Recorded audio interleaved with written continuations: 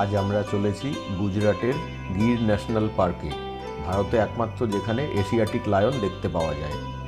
আমরা মুম্বাই এসেছি। মুম্বাই থেকে আমরা এখন প্লেনে যাব গুজরাটের জুনাগড়ে কেশর এয়ারপোর্টে। এখান থেকে কেশর যেতে মাত্র 1 ঘন্টা সময় লাগবে।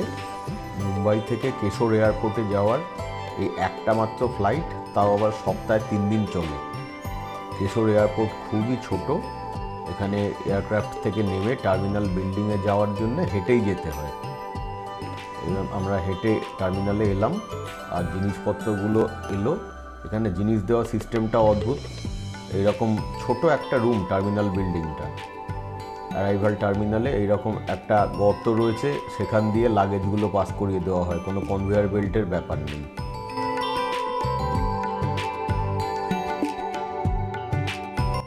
এয়ারপোর্ট থেকে আমরা এখন গাড়িতে করে যাব গির ন্যাশনাল পার্কে, যেখান থেকে সাফারি শুরু হয় সেই জায়গা, যার নাম সাসানগির।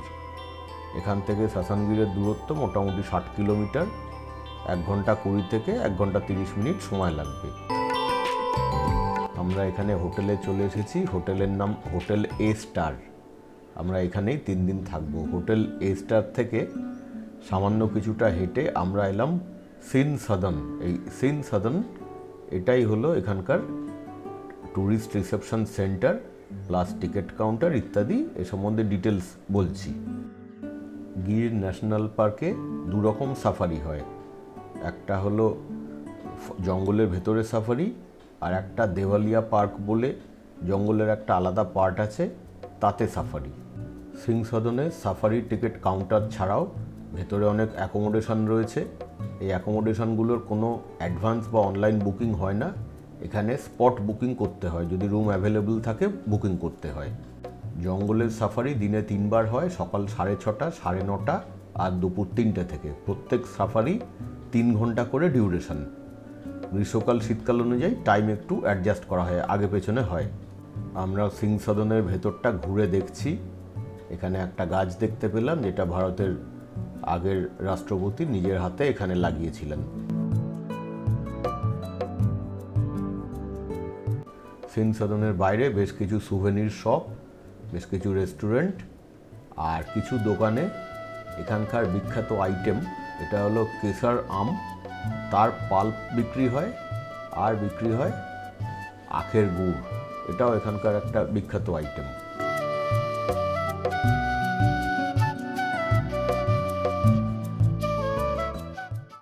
আমরা গতকাল দুপুরে এখানে এসে পৌঁছেছি। আজ সকালে 6:30টায় আমাদের প্রথম সাফারি। আমরা 5:30টার সময় সিং সদনে এলাম। এখানে আমাদের যে আগে থেকে অ্যাডভান্স বুকিং করা আছে সেইটা দেখিয়ে এখান থেকে একটা পারমিটের কপি নিতে হয়। তাতে আমাদের রুট, গাড়ির নাম্বার, গাইডের নাম্বার এইসব লেখা থাকে। এখানে পেমেন্ট করে আমাদের গাড়িটা নিতে হবে। এখানে এইরকম এই যে গাড়িগুলো বাইরে দেখা যাচ্ছে, এগুলো সব BS6 কমপ্লায়েন্ট গাড়ি। এখানে কোনো পুরনো গাড়ি ফরেস্টের ভেতরে ঢুকতে দেওয়া হয় না। গিরের জঙ্গল সাফারিতে মোট 13টা রুট আছে। আজকে আমাদের প্রথম সাফারিতে আমাদের রুট নাম্বার 5। আমরা এখন 6:15 বাজে। সিং সদন থেকে আমাদের গাড়ি স্টার্ট করলো। ঠিক 6:30টায় আমরা ফরেস্টের গেট দিয়ে ঢুকব। দেশের একেবারে পশ্চিম দিকে অবস্থিত বলে এখানে টাইম দেশের পূর্ব দিকের থেকে অনেকটাই পিছিয়ে। 6:30টার সময় প্রায় পুরোই অন্ধকার এখনো। ফরেস্টের চেকপোস্টে প্রত্যেক পারমিট হোল্ডার, যতজন আমরা ভেতরে ঢুকবো, সকলের আইডি কার্ড চেক করে 6:30 বাজা মাত্রই গাড়ি এক এক করে ভেতরে অ্যালাউ করা শুরু হয়ে গেল। এখানে 3 রকম গাড়ি আছে, 4 সিটার গাড়ি, 6 সিটার গাড়ি আর 8 সিটার গাড়ি। এই সাফারির জন্যে টিকিট অনলাইনে বুকিং করতে হয়। অনলাইন বুকিং শুরু হয় 3 মাস আগে থেকে। 3 মাস আগেই এই পারমিট বুকিং করে রাখতে হয়, কারণ এই সাফারির এতই ডিম্যান্ড যে কোনোভাবেই এখানে এসে টিকিট পাওয়ার কোনো চান্স নেই। দিনে যে 3 বার সাফারি হয়, প্রত্যেকবারে 50টা করে গাড়ি ভেতরে ঢুকতে অ্যালাউ করা হয়। এই 50টা গাড়িকে 13টা রুটে ভাগ করে পাঠিয়ে দেওয়া হয়, যাতে কোনো রুটে গাড়ির ভিড় বেশি না হয়। তবে কেউ যদি একের বেশি সাফারি করেন আর তার যদি রুট আবার রিপিট হয়, তখন আগের রুটের পারমিটটা দেখালে এখানে কাউন্টার থেকে অন্য রুট অ্যালট করে দেওয়া হয়। এখন সময় সকাল 6:35। জঙ্গলের ভেতরে পুরোই অন্ধকার, তাই গাড়িগুলোকে হেডলাইট জ্বালিয়ে চালাতে হচ্ছে। সাধারণত জঙ্গলের ভেতরে লাইট জ্বালিয়ে গাড়ি চালায় না, কিন্তু এখন কোনো উপায় নেই। সামনে আমরা দেখতে পাচ্ছি বিশালাকার সিংহ সামনে এগিয়ে আসছে। আমরা আমাদের লাক বিশ্বাস করতে পারছি না। জঙ্গলে ঢুকেছি 10 মিনিট প্রায় হয়েছে, এর মধ্যেই সিংহের দেখা পাওয়া যাচ্ছে।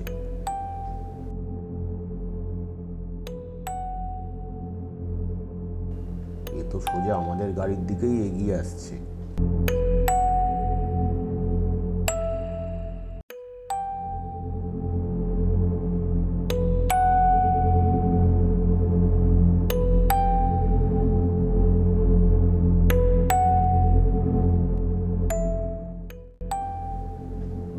তিন চারটে গাড়ি ছিল এখানে, এতজন মানুষ ছিল, সিংহটা কারোর দিকে তাকিয়েও দেখল না। এই সাফারিতে আমাদের গাইড ধর্মেন্দ্রজি, উনি আমাদের বললেন যে সিংহরা সকালে বেরোয়, ওদের যে টেরিটরি সেই টেরিটরির বর্ডার ধরে অবশ্যই একবার হাঁটে, যাতে অন্য পশুরা জানতে পারে যে এইটা ওর এরিয়া, এর ভেতরে ঢোকা বারণ। ফরেস্টের ভেতরে এই সময় প্রচুর ঠান্ডা। যেখানে ছোট জলের ধারার ওপর দিয়ে আমরা ক্রস করছি, সেখানে ধোঁয়ার মতো দেখাচ্ছে, এগুলো আসলে কুয়াশা। একটু একটু করে এবার আলো ফুটতে শুরু করেছে। সাফারির শুরুতে সিংসাদনে যেখানে আমাদের পারমিট নিতে হলো, ওখানে পারমিটে গাড়ির নাম্বার, গাইডের আইডেন্টিফিকেশন নাম্বার আর রুট নাম্বার মেনশন করে দেওয়া থাকে। এই পারমিটটা নিয়ে ওখানকার যে লোকাল গাড়ির অ্যাসোসিয়েশনের অফিস আছে পাশেই, সেখানে গিয়ে টাকা জমা করতে হয়। করলে তখনই গাড়ির ড্রাইভার, গাইড সকলে আমাদের কাছে আসেন এবং এসে আমাদেরকে গাড়িতে করে নিয়ে এলেন। এখানে কোনো রকম নিজের চয়েস মতো গাড়ি নেওয়ার ব্যাপার নেই, চয়েস মতো গাইড নেওয়ার ব্যাপার নেই। গাইড এখানে 2-3 রকম ক্যাটেগরির আছেন, সেগুলো বুকিংয়ের সময় অনলাইনে সিলেক্ট করে নিতে হয়। আমরা যেতে যেতে গাছে একটা পেঁচা দেখতে পেলাম বললে ভুল হবে, আমাদের গাইডই দেখালেন। ফরেস্টের ভেতরে কিছু খুঁজে বার করা নিজেদের পক্ষে বেশ ডিফিকাল্ট ব্যাপার, গাইডদের যা চোখ ওনারাই সব দেখতে পান। সাফারির জন্য পারমিট বুকিং কোন ওয়েবসাইট থেকে করতে হয়, তার কত খরচ, এই সব ডিটেলস এই ভিডিওর নিচে দেওয়া রয়েছে। সাফারিতে মোবাইল ফোন সঙ্গে রাখতে অ্যালাউ করা হয়। মোবাইল ফোন দিয়ে ফটো তুললে এর জন্য আলাদা কোনো চার্জ লাগে না। তবে যদি ক্যামেরা আনেন, ক্যামেরার জন্য 200 টাকা একটা চার্জ দিতে হয়।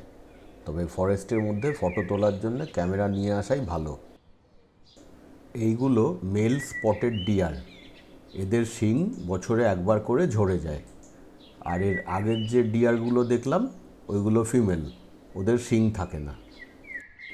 জঙ্গলের ভেতরে কিছু আদিবাসী মানুষদের গ্রাম আছে, এই আদিবাসী মানুষদেরই এগুলো গরু মোষ। এনারা এই গরু মোষ চড়িয়ে জীবিকা নির্বাহ করেন, তাই এনাদেরকে মালধারী বলা হয়।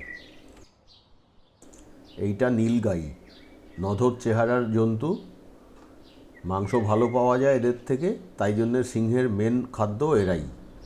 আর এরা হরিণের মতো অত তাড়াতাড়ি দৌড়ে পালাতেও পারে না।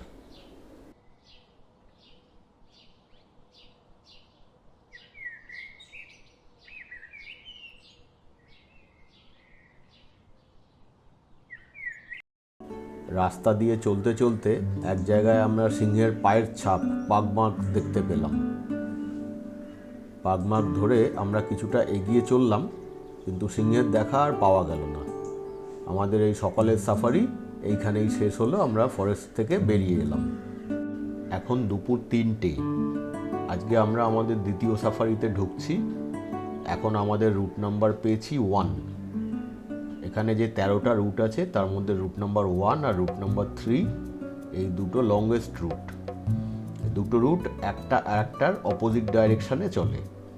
1 নাম্বার রুটের প্রথম দিকে কিছুটা জায়গা একদিকে ফরেস্ট আর একদিকে লোকালয়, তার মাঝখান দিয়ে চলার রাস্তা। লোকালয়ের আবার একদিকে আম বাগান, এখানকার যে বিখ্যাত আম কেশর আম, সেই আমের বাগান, বহু বাগান এখানে এই রুটের পাশে পড়ল। এবার আমরা ফরেস্টের পুরো ভেতরে চলে এসেছি।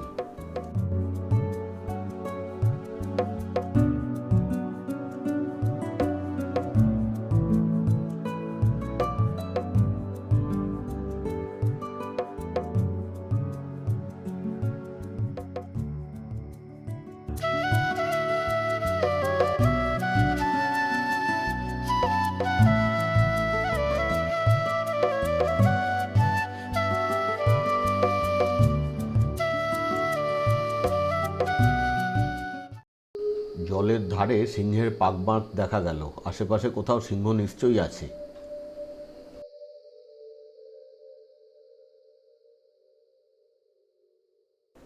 গাইডদের চোখ খুবই ভালো। রাস্তা থেকে বেশ কিছুটা দূরে একটু উঁচু জায়গায় এক সিংহী বসে তার এক বাচ্চাকে নিয়ে। গাড়ি এখানেই দাঁড়িয়ে গেল। আমাদের গাইড বললেন, বাঘ, সিংহ এই ধরনের পশুরা যারা কাঁচা মাংস খায় তাদের রক্ত অনেকটা গরম হয়, তাই তারা গরমে একেবারেই থাকতে পছন্দ করে না। এই জন্যে সাধারণত এরা ছায়ার ভেতরেই দিনের সময়টা কাটায়। এখানে অল্প রোদ, সেই জন্য দেখছি একটু রোদের মধ্যে বসেছে, আর বাচ্চাটা গাছের তলায় ছায়াতে বসে গড়াগড়ি খাচ্ছে। আর তার মা ঠিক তার দিকে নজর রাখছে, আর যে গাড়িগুলো এসে দাঁড়াচ্ছে সেই গাড়িতে আমাদের দিকেও নজর রাখছে।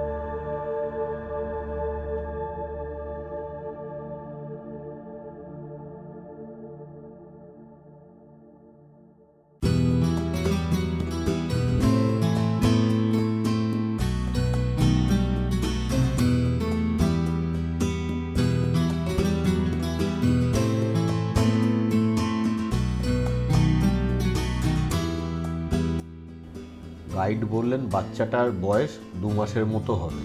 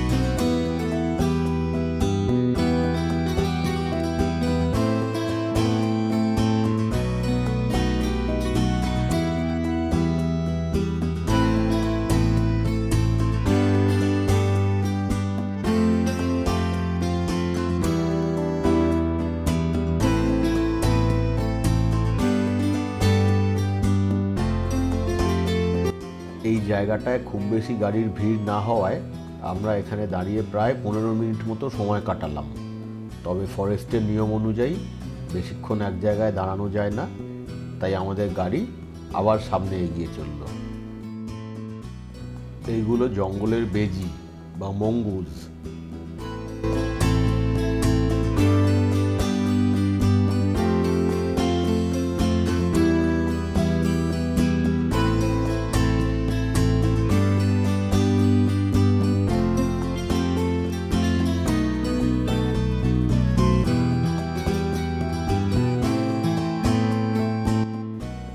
সাদা গাছটার নাম ঘোষ ট্রি।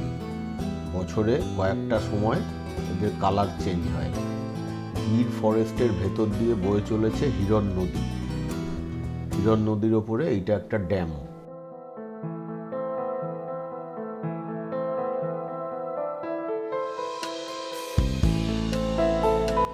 আরও কিছুটা এগোনোর পরে এক জায়গায় দেখলাম বেশ কিছু গাড়ি দাঁড়িয়ে রয়েছে। দেখতে পেলাম একটু দূরে কয়েকটা গাছের ফাঁক দিয়ে একটা সিংহ সেখানে শুয়ে আছে।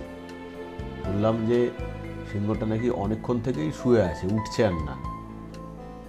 আমাদের এই বিকেলের সাফারি শেষ, এখন বাজে সন্ধ্যে 6টা। আমাদের গাড়ি আমাদের নিয়ে আবার সিনসাদনে ফিরে এলো। কাল সকালে আবার আমাদের সাফারি আছে। আজ দ্বিতীয় দিন, সকাল 6টায় আমরা সাফারিতে ঢুকলাম। এখন আমাদের রুট নাম্বার দেওয়া হয়েছে 9। গাইডের থেকে জানলাম এই জঙ্গলে যত গাছ আছে তার মধ্যে 80 থেকে 85% গাছই হলো টিক, অর্থাৎ সেগুন গাছ। চলতে চলতে দেখলাম একটা বন্য শুয়োর আমাদের গাড়ি দেখে দৌড়ে পালালো। আমাদের গাইড হঠাৎ ড্রাইভারকে গাড়িটা থামাতে বললেন। কিছুটা দূরে উনি একটা লেপার্ডের মুভমেন্ট দেখতে পেয়েছেন।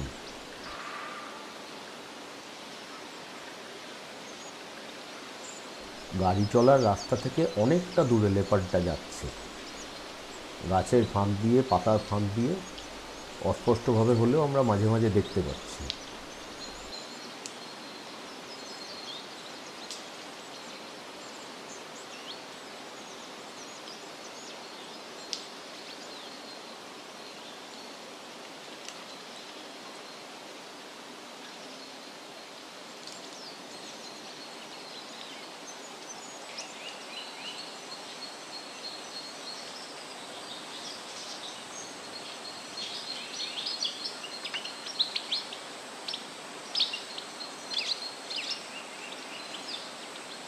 লেপার্ডটা ভেতরের দিকে চলে গেছে, আর ওকে দেখা যাচ্ছে না।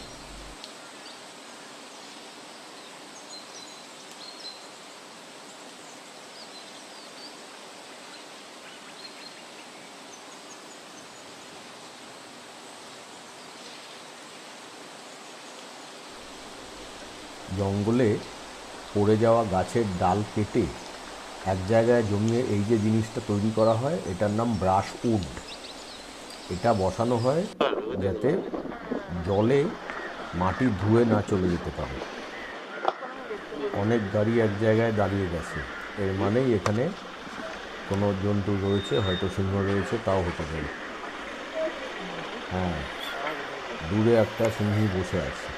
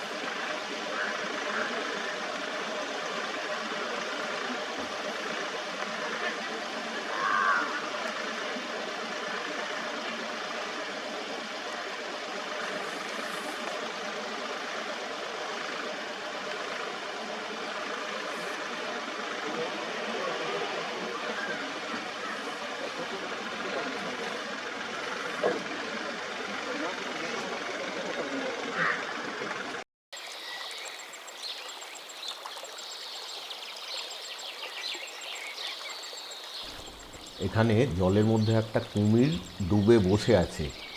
কুমিরের শুধু মাথাটা বাইরে দেখা যাচ্ছে।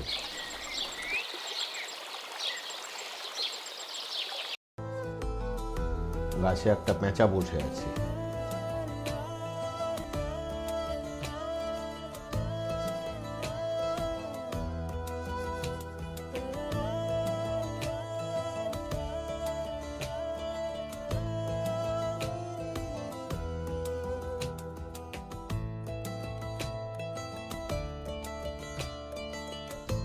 গাছের ওপরে বসে লেঙ্গুর সব দেখছে। জুনাগড়ের সঙ্গে সোমনাথকে সংযোগকারী এই মিটার গেজ রেল ট্র্যাক জঙ্গলের ভেতর দিয়েই গেছে।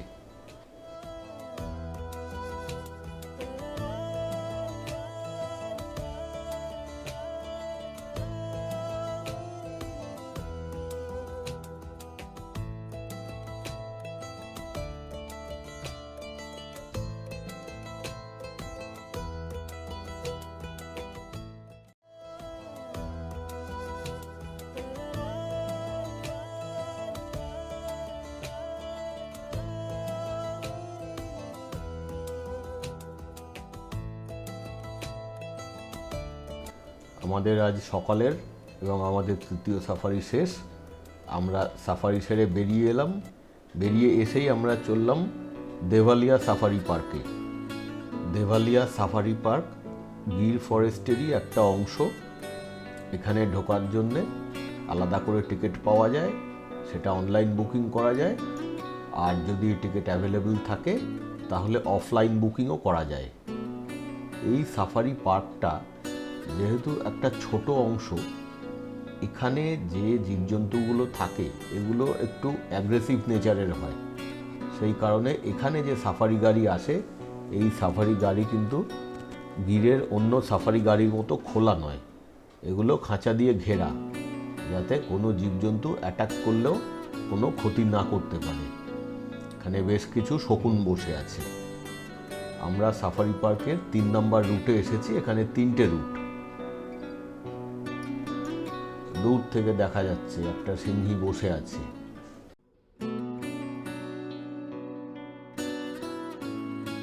দেভালিয়া সাফারি পার্কের একটা বিশেষ বৈশিষ্ট্য হলো জঙ্গলের বাকি অংশের মতো এখানে এত বেশি গাছ নেই, বরং এখানে সাভানা গ্রাস যেরকম আফ্রিকাতে থাকে সেই রকম ঘাস অনেক আছে। এবার ঘাস এই সময় একটু শুকিয়ে গেছে, সেই জন্য অনেকটা দূর পর্যন্ত দেখা যাচ্ছে আর বেশ পরিষ্কার দেখা যাচ্ছে। আমরা রাস্তা দিয়ে চলতে চলতে এক জায়গায় এরকম 2টো সিংহকে একসঙ্গে বসে থাকতে শুয়ে থাকতে দেখলাম।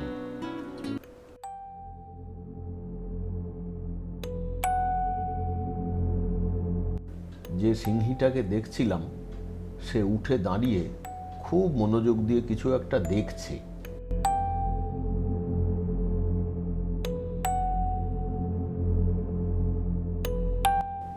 সিংহীটা হঠাৎ চলতে শুরু করলো। আমাদের গাড়ি যে রাস্তা দিয়ে চলছে সেই রাস্তার দিকেই এগিয়ে আসছে। গাইড ওর চলা লক্ষ্য করে বললেন যে সিংহী শিকার করতে বেরিয়েছে।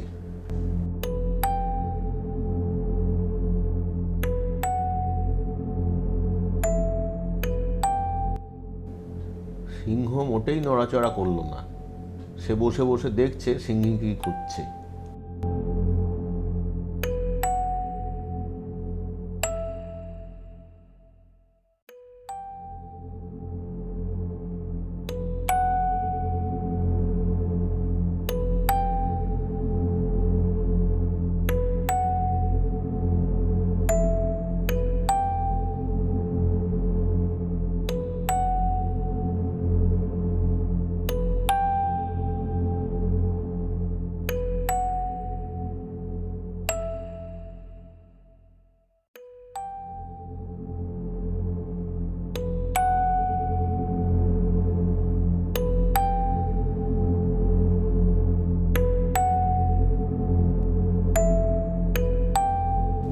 সিংহীটাকে আর দেখা যাচ্ছে না, ঘাসের আড়ালে কোথাও লুকিয়ে গেছে। কিন্তু সিংহীটা যেদিকে গেল ওই দিকেই ঘুরছে 2-3টে নীলগাই। মনে হচ্ছে ওদেরকে কাউকে ধরার জন্যে সিংহী গেছে।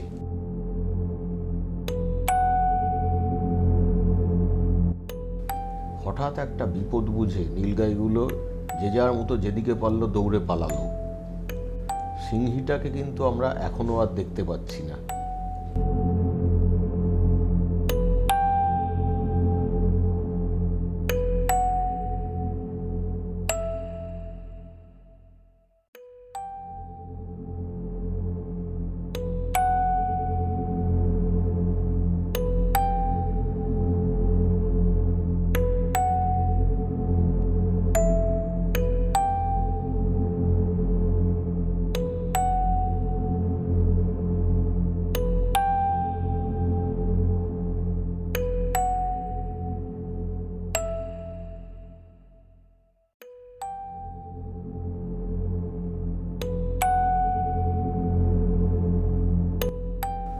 সিংহী কোনোই শিকার করলো না।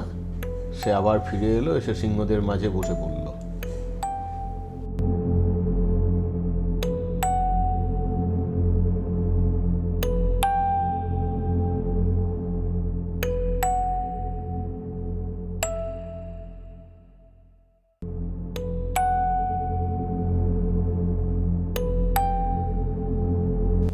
জঙ্গলের মধ্যে এই একটা জায়গা এখানে ঘেরা রয়েছে, বেশ বড় জায়গা, উঁচু করে ঘেরা। রাস্তা থেকে এই ঘেরা জায়গাটার ভেতরটা আমরা গাড়ি থেকেই দেখতে পাচ্ছি। এর ভেতরে বেশ কিছু লেপার্ড আছে। গাইডের থেকে জানলাম এই প্রত্যেকটা লেপার্ড কোনো না কোনো সময় জঙ্গলে কোনো মানুষকে মেরেছে। সেই জন্যে এই ম্যান ইটার লেপার্ডগুলোকে ধরে এনে এখানে আটকে রাখা হয়েছে।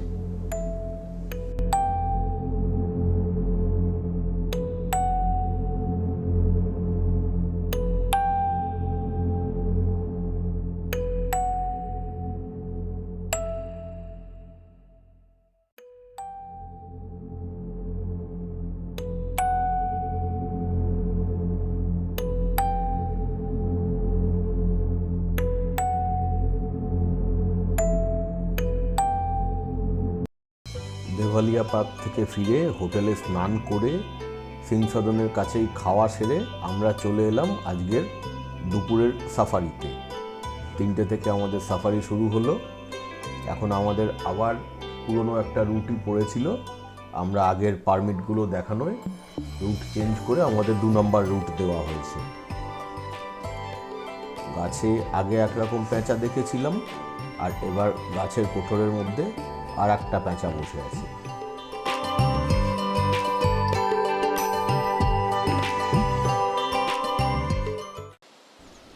রাস্তায় গাড়ি চলতে চলতে এক জায়গায় থেমে গেল। রাস্তা থেকে প্রায় 100 মিটার দূরে এই লেপার্ডটা বসে আছে। অনেক গাছপাতার ফাঁক দিয়ে। গাইড তো খুব সহজে দেখতে পেলেন, আমরা কোনো মতে দেখতে পাচ্ছি।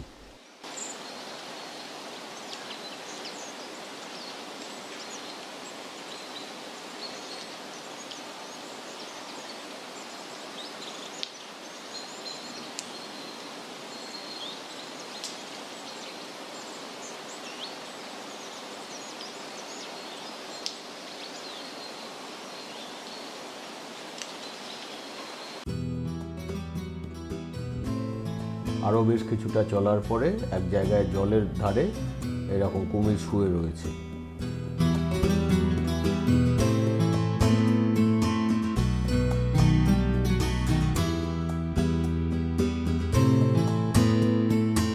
সন্ধ্যে 6টার সময় সাফারি শেষ করে আমরা বাইরে বেরিয়ে এলাম। তৃতীয় দিন সকালে 6:30টার সময় আমাদের পঞ্চম এবং শেষ সাফারিতে আমরা ঢুকছি।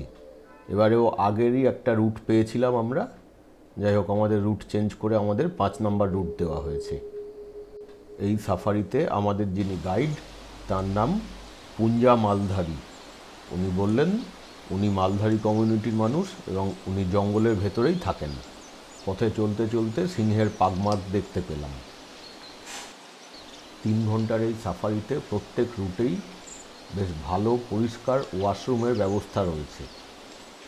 আজ পর্যন্ত আমাদের দেশে যত জায়গায় সাফারিতে গেছি, এখানেই ফরেস্টে সব থেকে ভালো পরিষ্কার ওয়াশরুম দেখতে পেলাম। আর এক জায়গায় গাছে একটা পেঁচা দেখতে পেলাম। এখানে হিরণ নদীর ওপরে যে ড্যাম আছে, এখন আমরা সেই মাটির ড্যামের ওপর দিয়ে যাচ্ছি। ড্যামের শেষে একটা ওয়াচ টাওয়ার আছে। এই জায়গাটার নাম কমলেশ্বর ভিউ পয়েন্ট। টাওয়ারে উঠলে অনেক দূর পর্যন্ত দেখা যায়।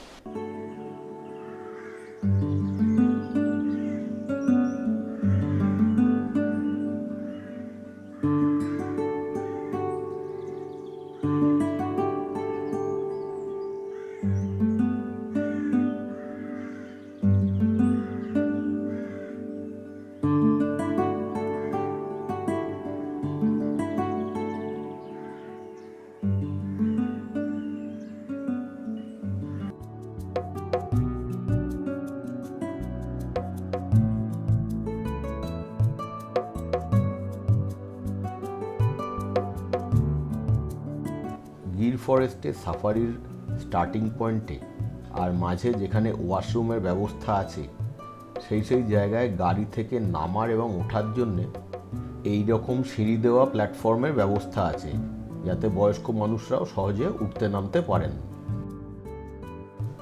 আমরা আমাদের পঞ্চম এবং শেষ সাফারি শেষ করে এখন ফরেস্ট থেকে বেরোচ্ছি। ফরেস্ট থেকে বেরিয়ে আমরা আবার ফিরছি সিংসদনে। ডান দিকে এখানে সিংহদের ট্রিটমেন্ট করার হসপিটাল। বনে যদি কোনো সিংহ আহত হয় তাকে এখানে এনে তার ট্রিটমেন্ট করা হয়, তাই এখানে মাঝে মাঝেই সিংহের ডাক শুনতে পাওয়া যায়।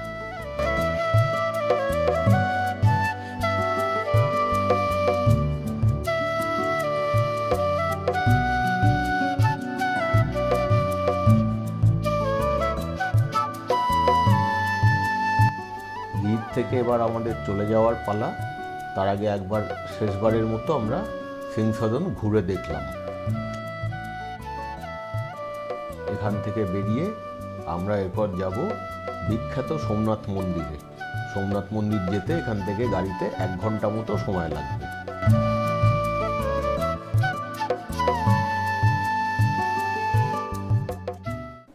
সিংসদনের বাইরে সাসানগির পোস্ট অফিস। এই পোস্ট অফিসের বিশেষত্ব হলো এখানে যত চিঠি পোস্ট করা হয় তাতে স্ট্যাম্পটায় এইরকম সিংহের ছবি থাকে।